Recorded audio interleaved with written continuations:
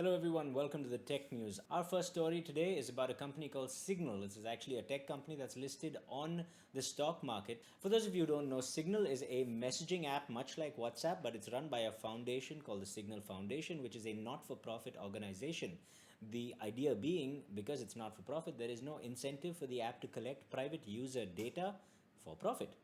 Earlier this month, however, a Tesla CEO Elon Musk simply tweeted, "Use Signal," and it appears his followers, who were, let's say, a little bit confused about this, went and presumably bought stock in another company of the similar name that was listed on the stock market. Shares of this company then went from being 50 to 60 cents all the way up to nearly $39 in a span of 5 days. This represents a 7,800% increase in the company's valuation, which I assume was an absolutely beautiful day for all its investors. Hopefully, somebody had the good sense to sell at the top and go and retire on a private island somewhere. But as it happens, it has been reported that the insiders of the company who actually owned stock didn't sell at all. Good for them, I think. Maybe? Either ways, when Elon Musk's followers finally realized what had happened, they quickly course corrected and went ahead and installed the actual Signal app that he was referring to. Problem is, the app wasn't ready for so many viewers and so much attention to be lavished upon it, so it broke. But fear not, as of the time of recording this video, the app is back on track, it's working, and hopefully it will provide a much needed rival to the Facebook owned WhatsApp. On the topic of Facebook, representatives from Facebook Inc. said on Saturday that they will ban advertisements for weapon accessories and protective equipment until at least 2 days after President-elect Joe Biden's inauguration. It's the US President-elect, not the President-elect for everyone. It doesn't matter. Following the attack by supporters of President Donald Trump against the US Capitol on the 6th of January, the social media company said it will now enforce this prohibition, although it did state that it already prohibits ads for weapons, ammunitions, and enhancements, but will now extend the prohibition to weapon accessories as well. An article in the website BuzzFeed actually stated that Facebook was running these ads side by side with articles on information about the violence that took place in the Capitol and election misinformation and so on. Whether there's truth to these articles or not, Facebook did respond by saying the specific ads and pages that were mentioned in the BuzzFeed article were since taken down. So I guess there was some grain of truth in that article after all. And speaking of social media, in an interesting turn of events, Indonesia, the world's fourth most populous country and one of the countries that has had some of the most severe outbreaks of coronavirus last year, the government has decided to do something that's a little bit controversial. You see, they're giving their first few doses of the available vaccine to not only high-level officials such as their president, but also healthcare workers, elderly, people on high-risk categories, and social media influencers, including television personalities and musicians. According to the government, the idea was to promote a positive message in relation with the administration of the vaccines after reports that there was a fair bit of contention in the general population regarding the efficacy of the vaccine as well as its halal status. In true social media form, one of the television personalities that was administered the first dosage of the vaccine was then caught partying without a mask later that day, just a few hours after the vaccine was administered. Just to be absolutely clear, the vaccine does not provide immediate protection from the virus, and plus it's more than one dose. But hey, good effort by the government, but what can I say? Gotta get that Instagram story out, am I right? While we're on the subject of coronavirus, gaming tech company Razer has announced its own stylized N95 mask complete with 16.8 million colors in RGB right there on your face. The company says that there will be two rings, according to the illustrations at least, there will be two rings around the air vents of the N95 mask, and obviously the RGB, because why not, right? This makes sense because last year, Razer did convert a significant amount of its production capability to mask production. So it makes sense that they would make their own gamer-focused mask to propel us into our apparent cyberpunk future. Let's just hope we all get the vaccines before we have to put those things on. It's just, it's actually quite cool looking. It looks like something you would wear on Mars. And that would be cool. Razer, if you're listening, make a mask that will allow us to breathe on when there's no atmosphere around that looks like that. That would be sick.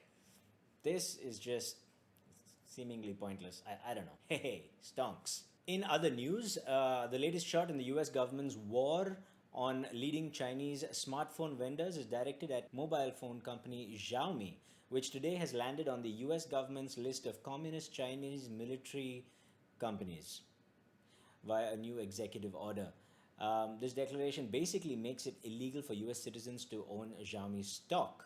The US and China have been trading blows for the last I'm so funny for the last year and a half, and most famous outcome was that of Huawei, which they placed on the list. Basically what it means is no US vendor can export goods or items to Huawei, and generally there's a lot of trading, all encompassing trading restrictions with Huawei. The Xiaomi band, it looks like, is not quite at that level, but who knows what the future brings. The Department of Defense in the US says these are steps towards highlighting and countering the People's Republic of China's military civil fusion development strategy, which the government says is a plan to funnel advanced technology to their military through various civil enterprises. Xiaomi in turn has issued a response on Twitter saying it is not owned, controlled, or affiliated with the Chinese military and is not a communist Chinese military company as defined by the NDAA, or the National Defense Authorization Act, that gives the DoD of America such powers.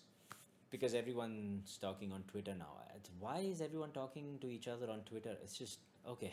Anyway, in other less depressing news, last year's CES brought us a surprise battery electric vehicle concept from Sony called the Vision S. At the time, it looked very cool, but everyone thought that it is one of many electric car concepts that were brought out but never quite came to the market. Well, seems Sony brought the Vision S back this year at the CES that wasn't at the CES venue, just, the online cloud CES thing. And it turns out they're a little more serious than we thought. Turns out the Vision S is now actually in road testing in Austria. Why Austria? Well, Sony apparently has tied up with car manufacturer Magna Steyr, which is an Austrian company that is not very well known, but it actually does make certain models of cars for prominent car manufacturers such as Mercedes and BMW. Now, what's really interesting is that the president of Magna Steyr, am I saying that right? I don't know. Frank Klein. Am I saying that right? I hope so. Anyway, Frank Klein said to reporters, and I quote, we see that high-tech companies like Sony have a major impact on the mobility of the future, and I am very happy to see that the Vision S was just the starting point of our joint cooperation. This indicates that there's more to come, both from Sony and perhaps from other tech manufacturers, which is what we need, because let's face it, all the old companies are just not doing it quickly enough. We want our electric cars, guys. We want it now. In other electric vehicle news, Tesla CEO Elon Musk confirmed his plans for establishing an Indian arm of the company of some sort, with a simple two-word tweet, as he so often does, in response to another tweet saying Tesla is preparing for a robust entry into the Indian automotive market. Elon Musk simply replied, as promised. This was confirmed by a local minister who stated that Tesla had registered a local company that is focused on research and development work that will take place in India. The company itself was named Tesla Indian Motors and Energy in a city called Bengaluru. The local chief minister did confirm in another tweet, because like I said, that we're all doing tweets now. Anyway, he said that Karnataka will lead India's journey towards green mobility. Electric vehicle manufacturer Tesla will soon start its operations in India with an R&D unit in Bengaluru, and that he welcomes Elon Musk to India and Karnataka, and that he wishes him all the best. Well, that's sweet. In PC-related news, GPUs availability and prices are still very much a mess, and is anyone's guess as to when that will be sorted. However, Ryzen 5 CPUs have been reported to be in stock across Europe, or at least certain sites in Europe, for next day delivery close to MSRP. So if you've been waiting to make that sick new Ryzen build, maybe now's the time you go and have a look. Maybe order it from Europe to a friend's place and then ship it over. I'm not saying anything. I'm not even insinuating.